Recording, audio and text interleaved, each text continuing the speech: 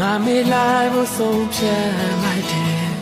ဒါမင်းတွေ့တော့ကောင်းဆုံးဖြစ်မယ်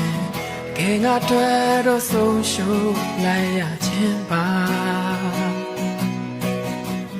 ရင်နဲ့ရှိသမျှပေးဆက်ခဲ့တယ်ငါဆွမ်းရှိသလောက်ချစ်ပြခဲ့တယ်ဇလန်းဆုံးတော့ငါတယောက်ထဲပါပဲ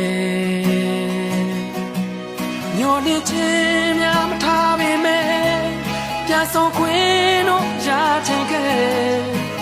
မင်းမျိုးလင်းတော့ဘဝလေးတဲ့မှာအစဉ်ပြေနိုင်ပါလေ